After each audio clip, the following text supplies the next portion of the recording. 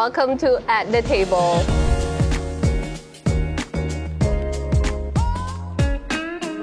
Mari kita sambut Ketua DPRD Kota Medan, Bapak Hasim. Ya, terima kasih Pak atas waktunya hari ini. Dan seorang figur yang sangat inspiratif bisa mau duduk di sini dengan kami, Pak. Nah, jadi sebelum kita belajar dan mendengarkan kisah-kisah Bapak, makan-makan dulu Pak, biar nggak nervous akunya.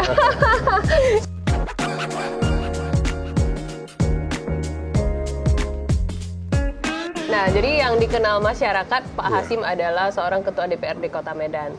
Tapi sosok Pak Hasim yang sebenarnya itu siapa sih? Baik, saya sebenarnya bukan siapa-siapa lah. Saya ini juga hanya manusia, Pak. Rakyat biasa. Cuman hanya hari ini mungkin diberi amanah sebagai anggota DPRD Kota Medan yang sudah 3 periode. Ya, saya sebagai anggota DPRD Kota Medan sudah 3 periode. Dan untuk periode yang ini diberi amanah, kepercayaan oleh masyarakat Kota Medan, termasuk oleh partai untuk menjadi Ketua DPRD Kota Medan. Tapi ini bagi saya itu satu pengabdian. Pengabdian untuk masyarakat Kota Medan, karena saya bisa duduk dan terpilih itu juga karena pilihan dari masyarakat.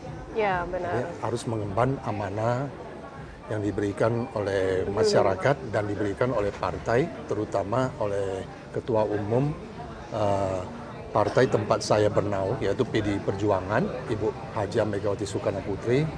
Ya, sebagai amanah yang diberikan pada saya, tentu harus saya emban dengan sebaik-baiknya, harus saya laksanakan sebaik-baiknya, dan harus bisa saya implementasikan amanah itu ke masyarakat Kota Medan. Ini yang kita tahu ya, selama ini seperti yang tadi saya tanyakan kan, memang Bapak ini adalah seorang Ketua DPRD Kota Medan. Namun di balik itu, sebenarnya Pak Hasim ini, mungkin Bapak tidak bisa menilai diri Bapak sendiri. Tapi kalau dari tadi saya ngobrol sama Pak Hasim adalah seorang yang sangat family oriented. Jadi sangat sayang keluarga gitu Pak. Iya ya Pak, mungkin benar ya? Itu satu satu karakternya. Ya. Mungkin itu karakter yang ada di diri saya, yang memang dilahirkan untuk menjadi sosok yang seperti itu. Iya, benar. Karena kita tidak boleh menduduki satu jabatan, apalagi jabatan sebagai Ketua DPRD ya saat ini, termasuk kalau di Kota Medan di tingkatan pemerintahan Kota Medan ini termasuk orang nomor 2 di Kota Medan ya. Setelah wali kota tentu ketua DPRD. Nah, tapi ini kita tidak boleh sombong, tidak boleh jumawa. Ya kita tetap harus orangnya ya tetap welcome, ya harus tetap humble. Kuncinya di situ. Kalau kita mau mendapatkan support, dukungan dari setiap orang, ya, terutama masyarakat Kota Medan, ya kita harus bisa membawa diri kita di tengah-tengah masyarakat. Benar. Nah, harus bisa berdiri di tengah-tengah masyarakat dari semua elemen masyarakat. Tidak boleh membeda-bedakan. Karena saat ini saya ini milik dari seluruh masyarakat Kota Medan. Bukan milik satu kelompok, bukan milik satu golongan, bukan milik satu partai politik. Tetapi ini menjadi milik dari seluruh masyarakat Kota Medan. Baik sekali, karena Bapak ini adalah sebenarnya representasi dari masyarakat Kota Medan. Ya, benar. Karena kita wakil rakyat ya. Namanya wakil rakyat, berarti ada dong. Kita punya atasan loh. Atasan kita itu siapa? Tentu rakyat. Atasan saya, bos saya itu ya rakyat gitu semua, rakyat Kota Medan. Ya, saya itu hanya sebagai pengabdian, sebagai petugas, sebagai pesuruh dari rakyat Kota Medan. Jabatan Bapak sekarang ini adalah orang kedua terpenting di Kota Medan setelah Wali Kota Medan. Ya, seorang Ketua DPRD Kota Medan. Nah, berarti kan Bapak mempunyai jabatan dan kuasa yang besar ya. Nah, jadi bagaimana sih, saya pengen tahu bagaimana cara Bapak untuk mempertahankan integritas Bapak dalam menjalankan tugas Bapak seperti itu. Dan tidak menyalahgunakan kuasa yang Bapak miliki. Ya, benar. Saya itu tadi seperti saya sampaikan, ini merupakan pengabdian. Menjadi amanah itu harus dijalankan dengan sebaik-baiknya, mengabdi yang sebaik-baiknya. Jadi kita harus bisa memposisikan, ya, godaan itu pasti selalu ada, ya. Kalau namanya semakin tinggi kita kedudukan, pasti semakin banyak godaan yang datang, ya, segala macam godaan. Hanya saja bagaimana kita harus menguatkan mental kita, menguatkan iman kita. Kita harus selalu teringat dengan awal kita menjadi seorang pejabat itu apa, ya. Tentu bukan materi, semata-mata materi yang kita cari, tetapi bagaimana kita mengabdikan diri untuk melayani masyarakat.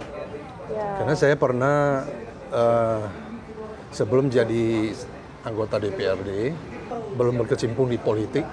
Nah, saya melihat kondisi di sekitar saya, di lingkungan saya, kenapa sih kok susah banget? Kalau ada persoalan di satu lingkungan di tempat kita, kok susah banget kita membuat laporan, meminta supaya itu ditindaklanjuti, susah. Tentu ini yang menjadi pemikiran saya, mendorong saya harus bisa ikut membantu masyarakat. Kalau bila mana ada persoalan, bisa kita membantu mereka menyelesaikannya. Ada bisa menindaklanjutinya. Nah, saya berpikir caranya gimana? Ternyata setelah saya lihat, saya itu harus masuk ke bagian dari sistem itu, sistem yang ada di pemerintahan. Nah, salah satu masuk sistem pemerintahan tidak mungkin, karena posisi saya waktu itu dari sisi umur nggak mungkin lagi jadi pegawai negeri. Ya, satu-satunya peluang yang bisa untuk masuk ke sistem itu ya gabung ke politik, menjadi seorang politisi. Nah, dari politisi itu kemudian mencalonkan diri untuk menjadi anggota legislatif, anggota DPRD. Nah, dari situlah kita punya peluang, punya kesempatan membantu masyarakat, ya, bila mana mereka ada persoalan. Seperti yang saya alami sebelum saya jadi anggota DPRD, sebelum masuk sistem. Nah, dengan masuknya ke sistem, ada kemudahan saya untuk membantu menyelesaikan persoalan yang ada di tengah-tengah masyarakat, menindaklanjuti persoalan yang ada. Nah, inilah yang mendorong saya kenapa saya harus masuk ke sistem pemerintahan, ke politik. Gitu. Seperti yang saya bilang tadi, godaan itu pasti banyak sekali. Hanya kuatkan mental, kuatkan iman, selalu percaya dan selalu ingat pada Tuhan, pada tanggung jawab kita kepada masyarakat yang telah memilih kita. Tanggung jawab kita kepada partai politik yang sudah memberi kesempatan kita untuk menduduki jabatan sebagai ketua DPRD Kota Medan. Bisa didetailkan nggak sih Pak, sebenarnya godaan bagaimana yang Bapak hadapi sebagai... Ya, seperti godaan itu godaan KKN lah istilahnya. Betul. Ya, menyuap, memberikan sesuatu, ya, kemudian ya artinya godaan yang bisa menjurus ke tindakan korupsi. Benar. Nah, itu yang harus kita hindarkan. Ya, itu harus kita kuatkan mental kita dan kuatkan iman kita, jangan sampai terbawa ke hal-hal yang menjurus kepada tindak korupsi tersebut. Nah, jika Bapak ditawarkan nih seperti itu, salah satu imbalan-imbalan yang seperti itu, bagaimana cara Bapak menavigasi hal tersebut gitu? Ya, artinya kita harus bisa mengalihkan, ya.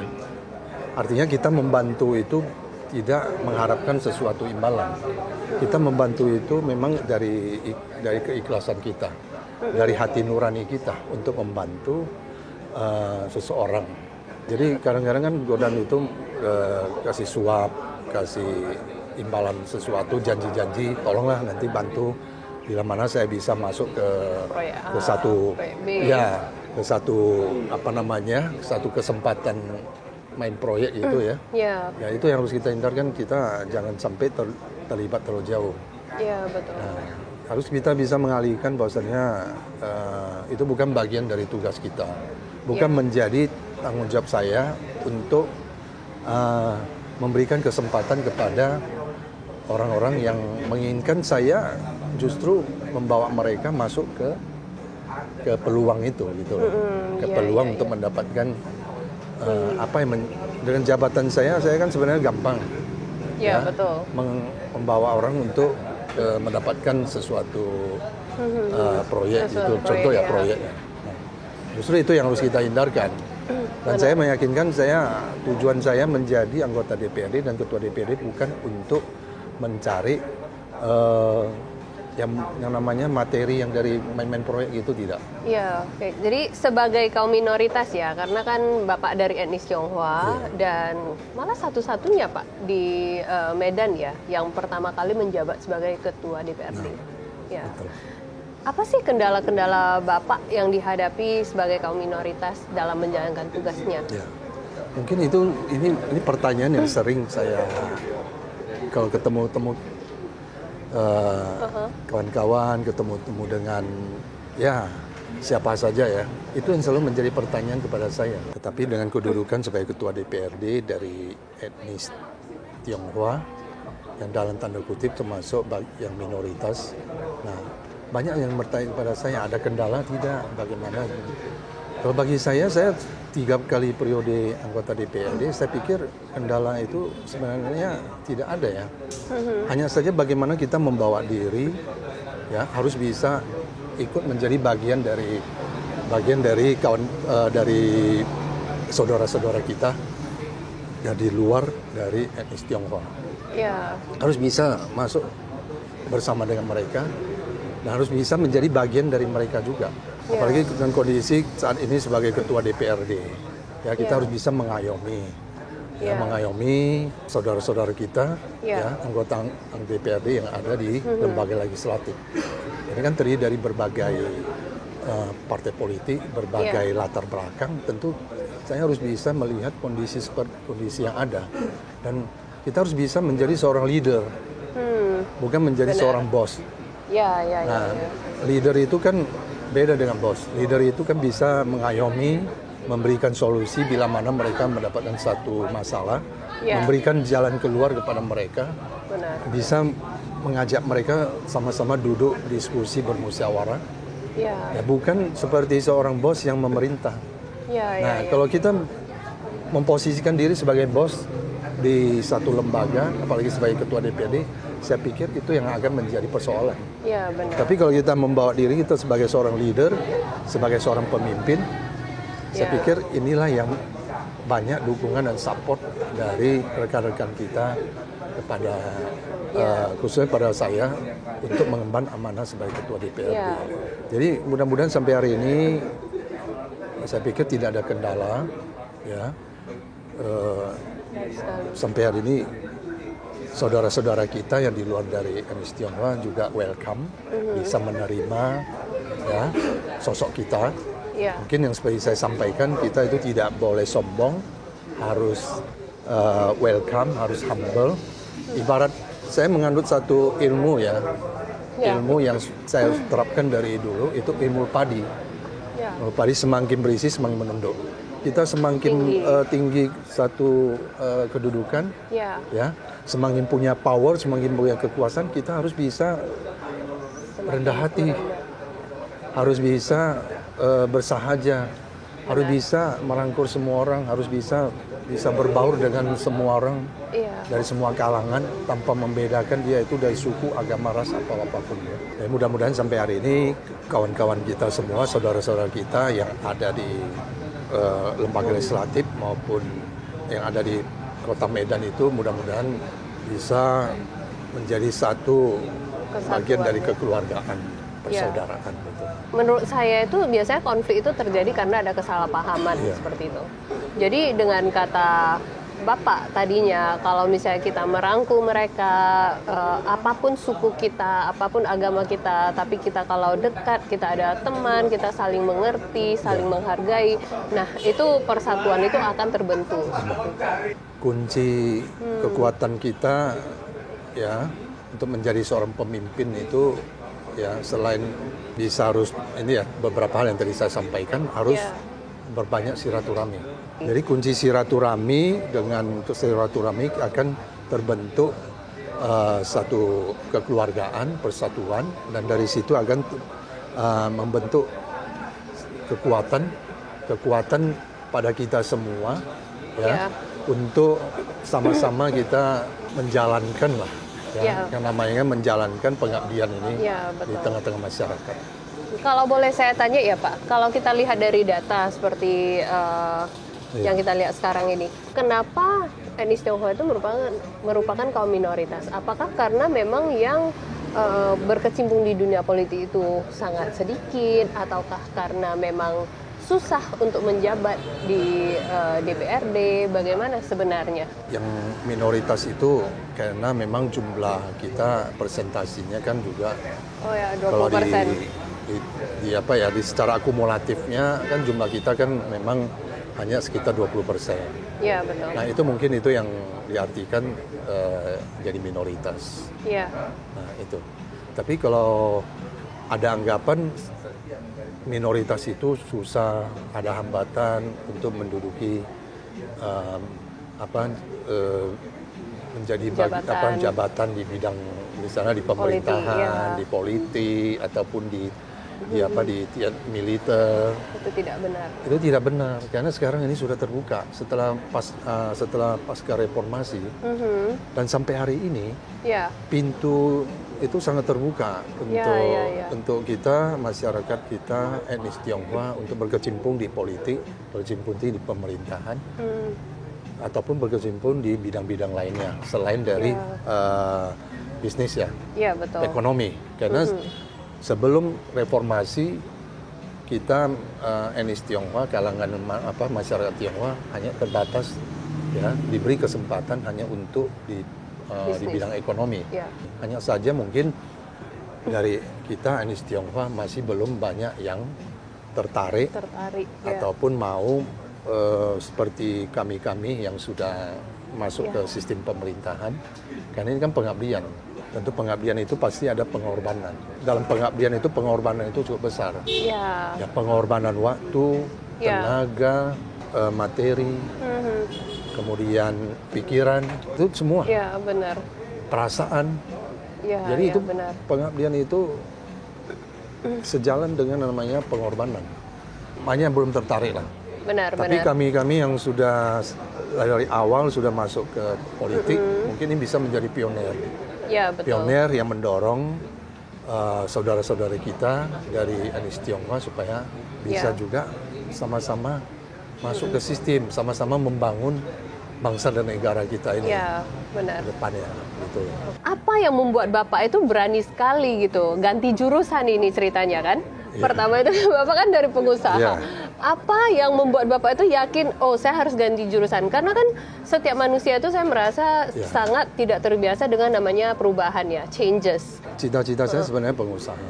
Tetapi dalam keluarga saya, dalam keluarga kami, keluarga papa saya, itu sebenarnya ada adik kandung dari papa saya, itu berarti om kandung, itu memang sudah ikut di politik. Nah, kawan-kawannya semua orang politik. Nah, melalui beliau juga saya banyak mendengarkan apa yang namanya politik. Politik itu apa? Bagaimana kalau kita berpolitik? Itu saya baik mendengarkan dari beliau. Sewaktu saya masih di bangku SMA dan masih kuliah. Pada saat itu memang saya belum tertarik, hanya kepingin tahu aja. Kepingin mendengar dan kepingin belajar gitu aja. Jadi darah politik itu sebenarnya sudah ada di keluarga saya ya. Karena kan biasanya kalau masuk ke partai politik itu memang kalau udah menjabat dikira orang enak ya, banyak duitnya atau bagaimana. Tapi sebenarnya yang saya tahu itu pas masuknya itu juga seperti yang Bapak bilang tadi, seperti finansial itu semuanya terpengaruh, apalagi waktu mau ada pemilihan seperti itu banyak sekali sacrifice dari Bapak ya, secara finansial itu pasti udah harus ada gitu kan. Kita harus punya basic, landasan basic yang saya maksud itu dari sisi finansial. Itu finansial kita harus mapan dulu, istilahnya mapan.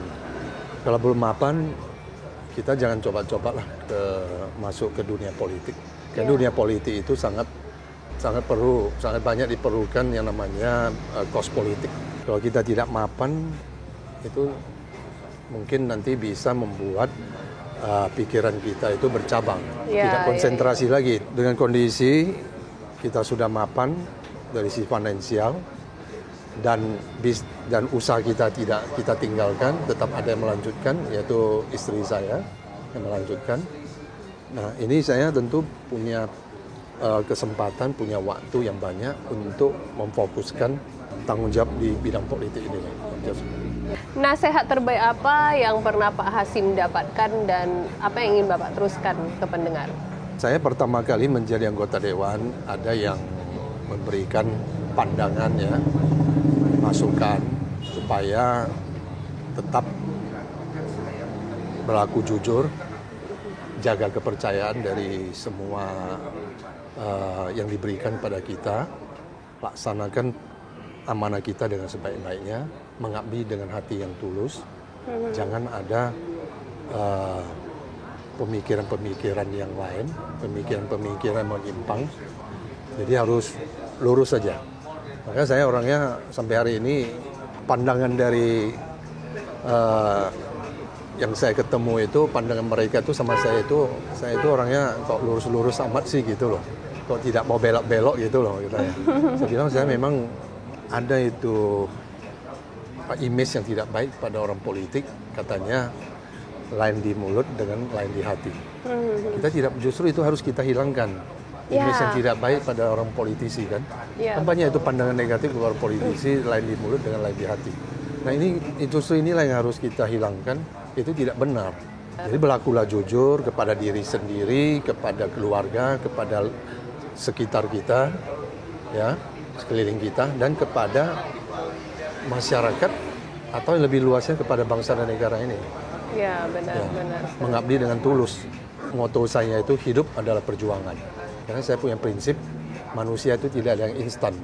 Tidak bisa dia langsung bisa mendapatkan sesuatu yang instan ya. Itu mungkin harus bertahap, berjenjang, bertingkat, harus step by step. Anak bayi saja yang baru dilahirkan harus berjuang dia. Berjuang untuk supaya bisa hadir di dunia ya kan. Apalagi kita. Yay, get up close and personal with Pak Hasim. Ya, terima kasih Pak. Kita selalu mendoakan Bapak dan support Bapak terus. Makasih atas waktunya. Ya, and we'll see you at another episode. Bye.